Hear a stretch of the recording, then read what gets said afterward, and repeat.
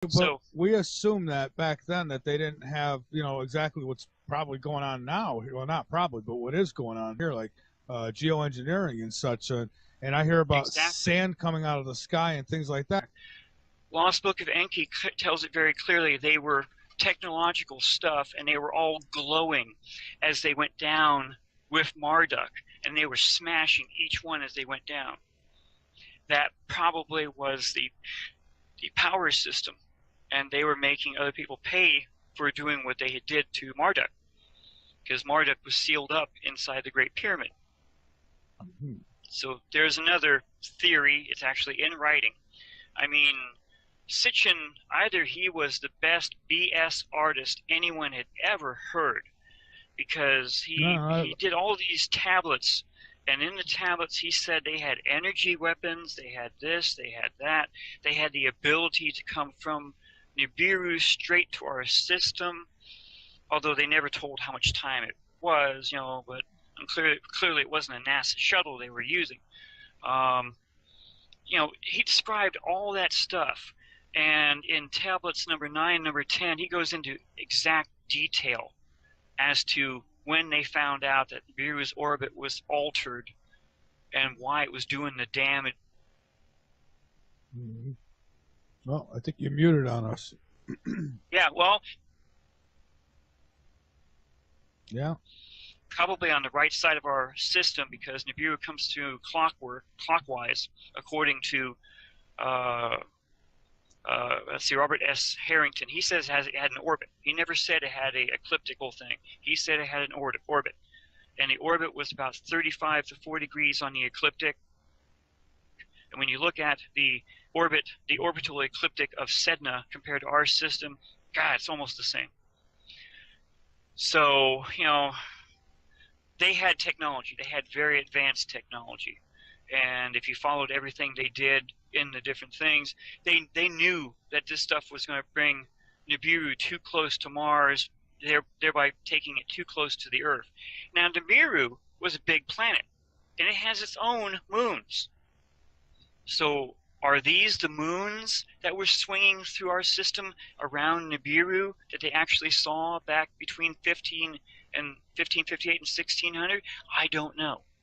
But Nibiru, its orbit never comes any closer than between Jupiter and Mars. So something was clearly seen every single time something happened. And Well, the ancient Egyptians called it the destroyer. I'll tell you what I want to do. My plan is I want to seriously confuse future people, and so I'm looking to bury some artifacts of some sort. You know, maybe some wild stories. I want to bury this stuff really good, and hopefully, you know, maybe a couple 100,000 years from now they find it, and who knows? I might be on everybody's Well, wall. yeah, I don't know what your other two guests think about this stuff. You know, what I'm saying here. You know, I can only tell what I've researched. My first Right. research had nothing to do with Sitchin or Velikovsky. All of my friends told me, don't even think of reading their stuff. It's all BS. So I did all my research on my own, on the internet, using a time frame between somewhere around 1558, and all of these things just dropped right into place. And then you hear about Eisenhower meeting with 2 alien races and 3 alien races back in '54. And then you hear about Eisenhower meeting with the Anunnaki directly when he went to Holloman Air Force Base in 1955. And then you hear about the leaked information that went in the early 2000s from a high-ranking Jesuit priest to Christopher Barbato, which was handed to his friend Lucas Scantamburlo, which did a 2-hour video with Project Camelot in 2008. And he has a transcript of both tapes. You can sit there and just read it right down. Yes, they knew about Nibiru. Yes, they knew about the brown dwarf star. Yes, they knew about the Anunnaki. They actually met with the Anunnaki. And then you got our former Pope blasting away on German radio, saying that the Jesuits are evil and they have an alien agenda, and that the new Pope is going to possibly be the first person to initiate first contact, because he wants the Vatican to be superior amongst all the other religions. And it's like, okay. You know, and then here in California, several months ago, we had the tarantulas have their mating season. And its mating season was 2 months in advance than it had ever been done before. They couldn't figure out why the tarantulas were going to go mate, and it was actually exactly 2 months in advance. And then recently, our weather guys out here are saying all the stuff coming across the Pacific is also, again, 2 months in advance. So I'm saying, whoa, hold on here a second. What's changing our seasons all of a sudden, if there is a change? Well, now that can be associated. I don't want to be, you know, I'm not trying to play devil's advocate, but sure. I mean, that some of that could be associated with the weather modification that they've done here. That, I mean, they might have knocked it out of whack. We got psychos in charge, but I mean, exactly, that could exactly. But the ETs have also intervened this time. They didn't do that last time between 1558 and 1600. How do I know that? NASA again. NASA's satellites have been picking up these massive space probes that are orbiting our sun. These things have been orbiting our sun for over 7 years. Now, when you put that into the fact that we have an electrical solar system that's at one level, a level of charge, and if you take the idea of a brown dwarf which has its own system orbiting around our system, so now it's gotten too close to our sun, so our sun now is interacting between it and the brown dwarf, Nemesis, and it's also interacting between the planet Nibiru, which is coming through our system. So they're dancing. So you have a large, there's a large interaction there that's causing the highest recorded volcanic activity in human history. Can I toss something in here as well? Absolutely. Yeah, go ahead. Okay. Just recently, I ran across information actually that the Inuit in Alaska have noticed that the time that the sun is in the sky is different than it ever has been. Yeah. The sun is setting in a different location than what it should be, and that it's rising in the spot that it should be, but it's setting in a different spot than it should be. And each year it kind of is at a different degree than what it should. Yeah. If it was the precession of the equinox, for instance, the sun would rise in a different area. But what they're noticing is that it's rising in the same area, but setting far off in the distance of what it should be.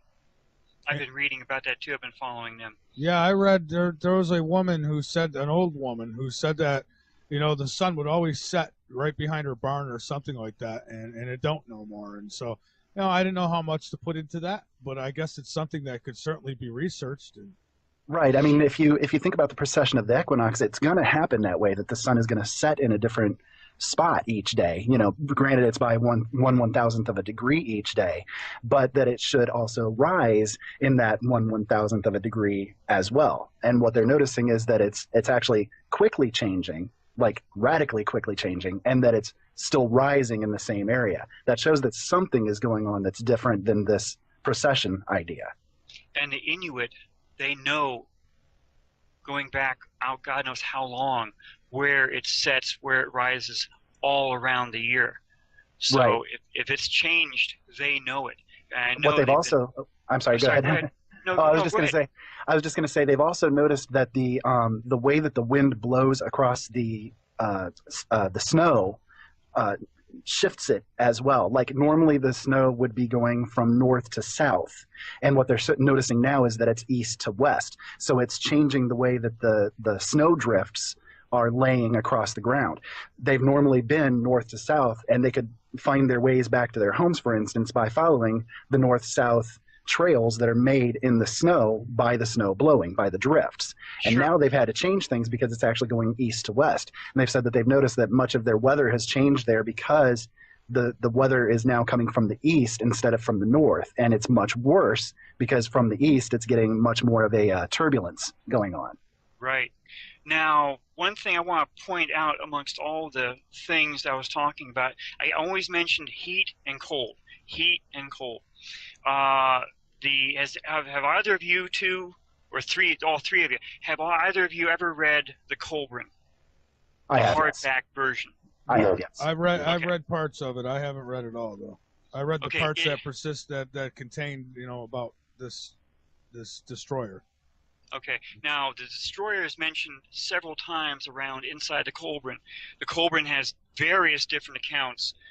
One of the accounts was, which actually matches exactly where Lost Book of Enki ended, where Enki went beyond the orders of Enlil and was not supposed to tell anyone about what was the flood that was going to be coming up.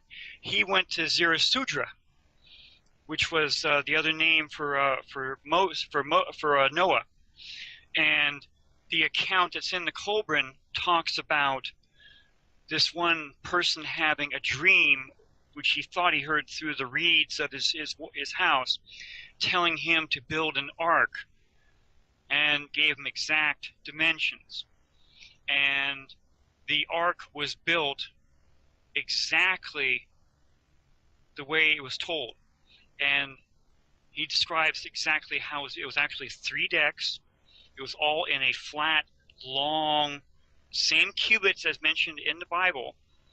And it was 3 decks. The decks were split in right down the center, so it had 6 decks. And on each deck there was a water cistern that was lined inside and out with tar. There were the cisterns. Now, anyone that's ever tried to drink water from cisterns full of tar, you know you can't do it. So just like in the Book of Enki, they were ballast tanks.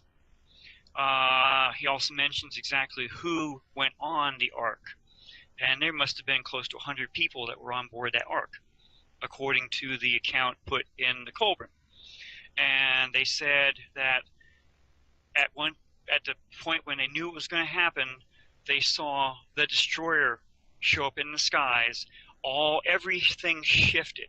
Stars shifted, moon, sun shifted, and then came the wave. Now, if you follow the Lost Book of Enki, the ark actually submerged.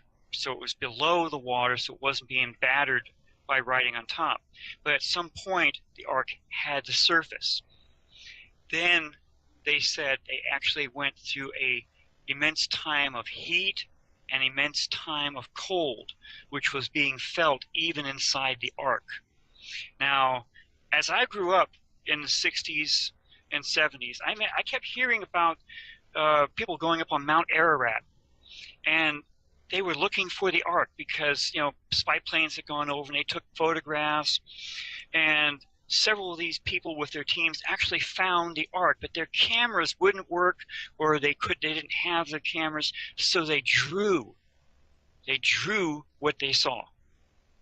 And right in front of you, you have the drawing of the ark, which will split open, showing 3 decks, and looks and matches the exact account from the Kolbrin, telling how this thing was built. Now, to get into the heat and cold part, an author years ago, actually 2 authors, they wrote a book. Hold that thought there, Robert. And I have read most of it. I didn't read it all. There's, I certainly went after the parts that referred to what we're talking to tonight and are talking about tonight, and it's fascinating. I'll tell you, it's said to be the oldest scripture, I believe, that exists. But then nobody can prove exactly where it came from. So, but it is old. So, just fascinating stuff, Robert. Go ahead. You could pick up where you left off. Sorry about that. No problem at all. The problem that's been put down through all of the ancient accounts is that they have a time of intense cold, hot, intense cold.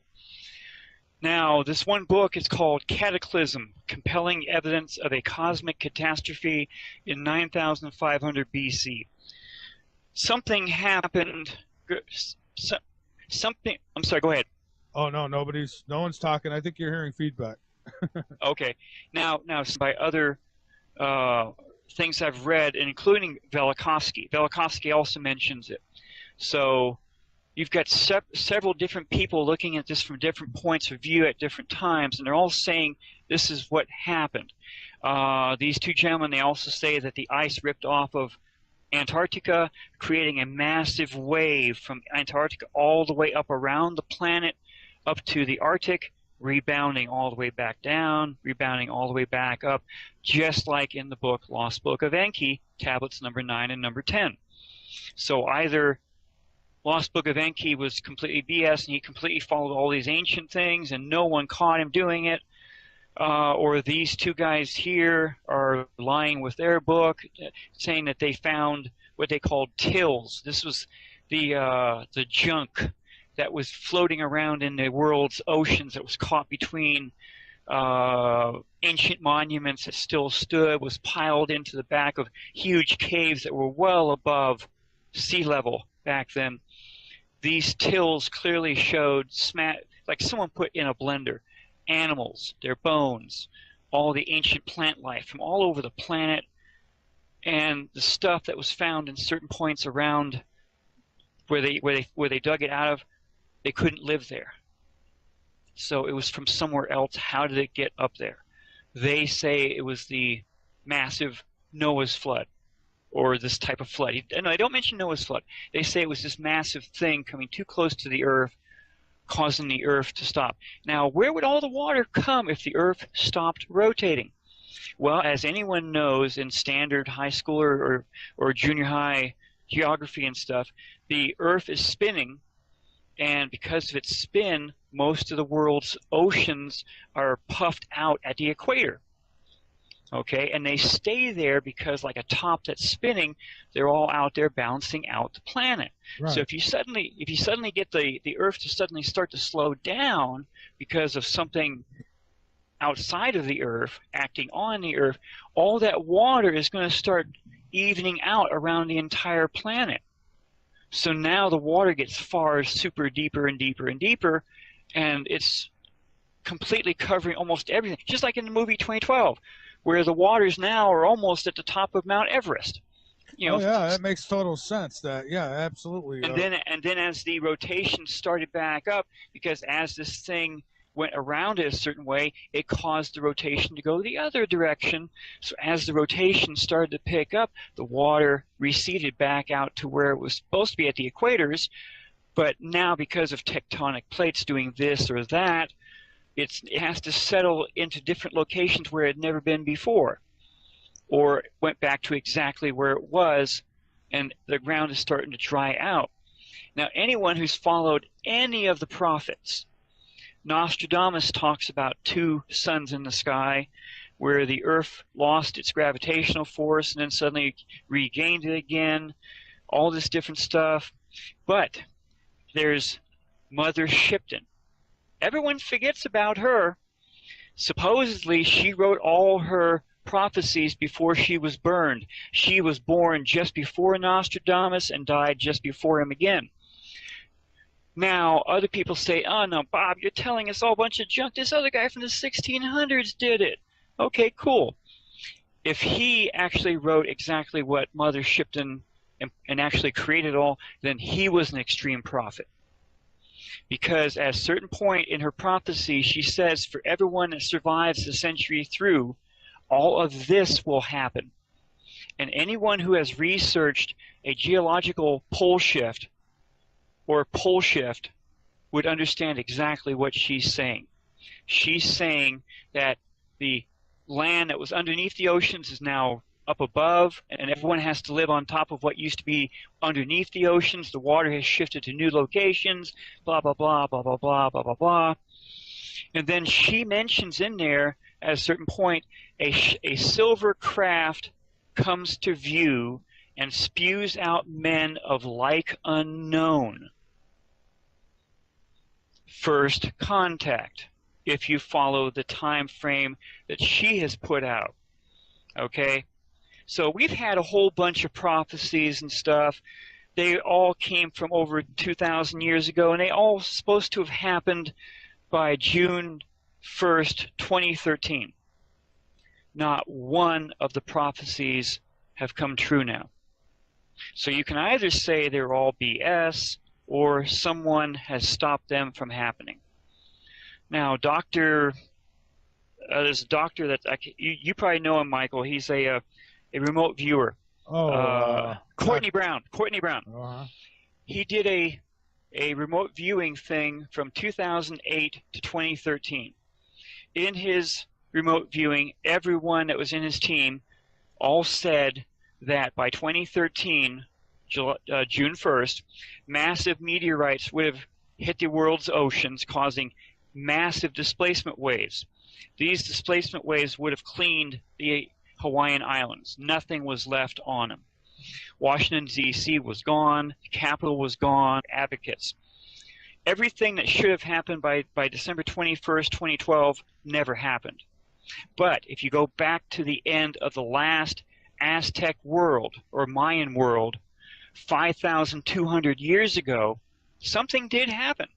National Geographic made it very clear. They did a show years ago talking about pole shifts. And the first guy, don't believe pole shifts. We went up to Svalbard, Norway, which plays a good part in what I'm about ready to say here. Oh, okay. And it was thousands and thousands of years ago, and it had to have happened very, very, very slowly. And then the scientist that was at the end of the show said, no, no, no. Down here in the Andes, down here in central area down there, they found a glacier that was retreating, and under its bed they found rooted plants. And these rooted plants were the type that grew during a nice sunny season. And these plants were dated back by the carbon dating back to almost exactly 5,200 years ago, right almost to the exact end of the last Mayan Aztec world. Okay, so something did happen back then. Something happened causing a glacier to suddenly start forming on top of nice summer-type plants.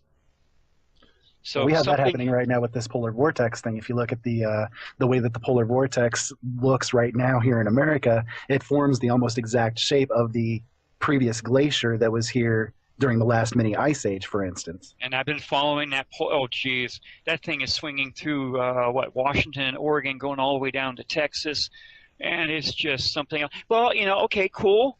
That's another point. You see, I used a one of those type pins you push into a map. I've been following all these hints and glitches and everything with those, and they clearly show that something either was stopped or has been slowed way down because of these massive things that are all around our sun. See, the NASA scientists and all the other scientists all predicted that we would have one massive solar storm after the other, starting in 2012. Because this solar season was supposed to have been a massive solar season. Where are all the storms? They're not there. They're all shaking their heads because they don't know what is causing it, supposedly. And that's what leads me to believe that these massive solar probes that have been recorded around our sun for over 7 years, and I've got the images to prove it, just like the massive ships that come into our system on a daily basis. See, what I don't get though is what's the purpose of ET stopping something like Nibiru from happening to us or something along that, but then at the same time allowing something like Fukushima to happen. And that's where I get stuck with that. Our sun controls, believe it or not, our earthquakes, tectonic movements, controls the volcanic activity on our planet. It controls a lot more than no one wants to tell us it does. And that's why in my opinion, and these things are massive, as I sent you some of the images last time I was on your show, so you can actually look at these things. These things are close to our sun. They look like they have shields around them, and they're massive. They're controlling our sun's output. It's interaction between all of the things I said are coming through, and they're trying to make it not as bad as it did during the last visit, because back then a lot of the civilizations were just washed away. The Aztecs and the Mayans, they had to run to the top of their mountains to not be washed away by the sudden rise of ocean water. But if the sun don't kill you, then the chemtrails and the pollution in our oceans The chemtrails are a different thing, and I thought I went over that last, probably I didn't. Well, no, the chemtrails started way back when. I have a lab report. I never sent it to you. Lab report from 2006-2007. This lab report worked with samples that were taken from Italy and from Texas. And I have the lab report, and it's very clear, multiple pages, and their hypothesis on this was that the stuff they were picking up was all created. Oh, yeah. It was not natural. It was all created, and it would cause what they called more gallons. It causes a lot more than that. More gallons. It's killing plant life. It's nanobots, we're learning, are in some of these chemtrails. And that, Okay. yeah. Now go back to the late 70s. The Georgia Guidestones were made by someone from a Rosicrucian type thing. What's on the Georgia Guidestones? On 3 massive stones in every language known around the planet. Well, now hold on. There's a basic 10 commandments saying don't do this, don't do that, don't do this, don't do that, and never allow the population to go above 500 million again.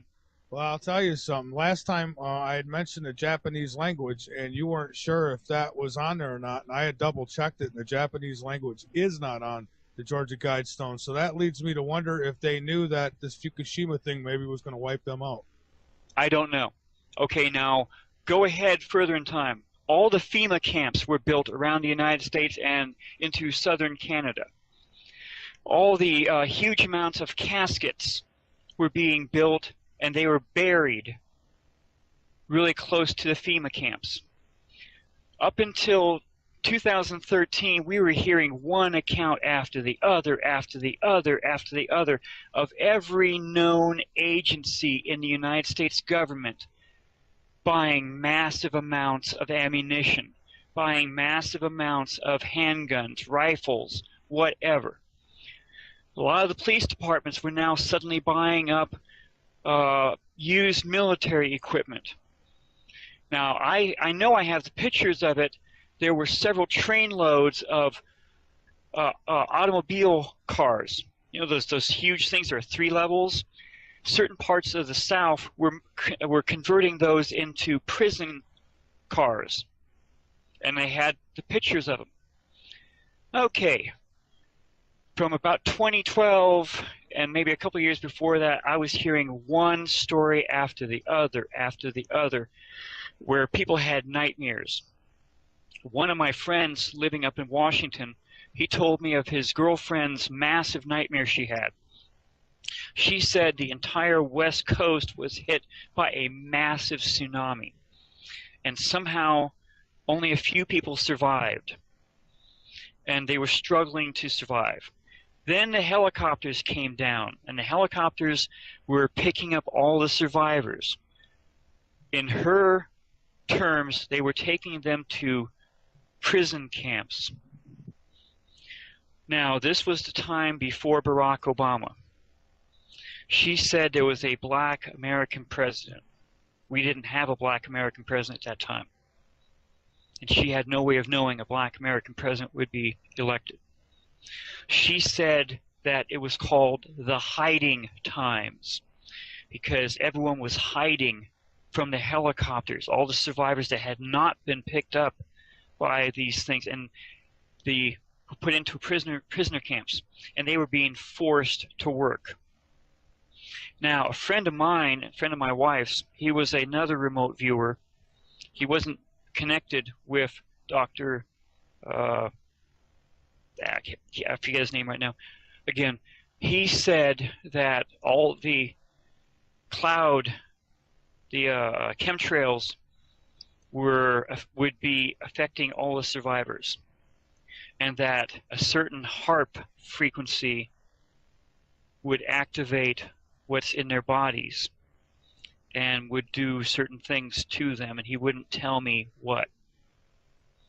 Oh, you know, it's like so you got the stuff in the bodies, you got the HARP stuff. If these guys are telling me and my wife the truth, the survivors are going to be made to either work or die. The elites, they're all being put down in the dumbs, the deep underground military bases, which actually started up in Norway, which brings Norway into this story here. Norway, Project Camelot was started by this one engineer, a high engineer on the dumbs there in Norway. So I didn't mean to cut you off there, Michael. Oh, no. I'm trying to keep everything in my mind. I just got to let you know that I'm looking at the time, too. I'm trying to make it fast. he turned politician, and he outed Norway for building all of the DUMBs, deep underground military bases. The elite will go into all those bases, and the other people have to survive on their own because Nibiru was coming.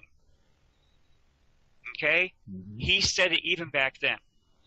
And that was exactly why the Doomsday Seed Vault was built there in Svalbard, Norway. Because if you remember, going back to 1558 to 1600, fire from the sky burned everything that grew, wiping everything out that grew, and then the seasons changed. That's why the Seed Vault and every other seed vault that has not been touched by the news media around planets were built. The Doomsday Seed Vault only hit the news because the builders of the Seed Vault was and is still a who's who of the billionaires around the planet. Just like the billionaires who bought their ARC tickets in movie 2012, they're from Rockefeller, Bill Gates, all the way down. They paid for the Svalbard Seed Vault. See, all these little things and other things, one pin after the other, following something that's supposed to be happening. All the ammunition that was bought by all the the agencies, clearly on the internet, clearly on the news, clearly in multiple articles about it, they knew something was supposed to have happened by 2013. Nothing happened. Well, then we could be off too. Yeah, there was a lady. She was a YouTube type person. Her name was Just Call Me Kit. She did a radio show back in 2012 where she was following all of the federal contracts. The federal contracts were pulling everything away from all of our coastlines. We are out of time, Robert. So I'm sorry about that. Yeah. Oh, it's quite all right. We are going to have to do some more shows. That's all there is to it. So I appreciate you putting up with the rush here, but yeah, we're out of time. So anything you want to get out there in the last minute, please go ahead and do it quickly. Keep your eyes and ears open. Follow your news media type stuff. Listen to what they're saying about this thing is happening too soon. This thing is happening too soon. You know, little hints are being dropped. They're being leaked all over the place. The Freemasons, the Rosicrucians, that's a bloodline. No ifs, ands, or buts to me. The Grail, the Holy Grail was a bloodline from the Anunnaki on down. All right, Robert. Well, hey, thank you so much for joining me tonight. We're going to have to do this again real soon. Rascala, thank you as well.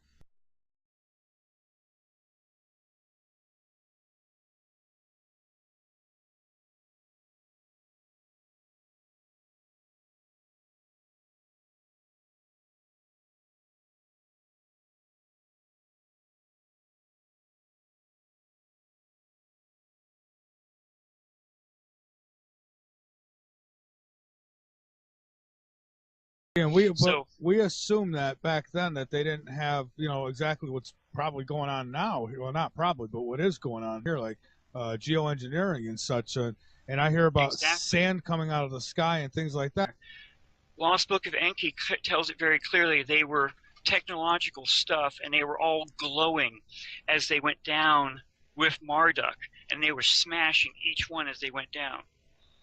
That probably was the power system, and they were making other people pay for doing what they did to Marduk, because Marduk was sealed up inside the Great Pyramid. So there's another theory. It's actually in writing. I mean, Sitchin, either he was the best BS artist anyone had ever heard, because he did all these tablets. And in the tablets, he said they had energy weapons, they had this, they had that. They had the ability to come from Nibiru straight to our system, although they never told how much time it was, but clearly it wasn't a NASA shuttle they were using. He described all that stuff.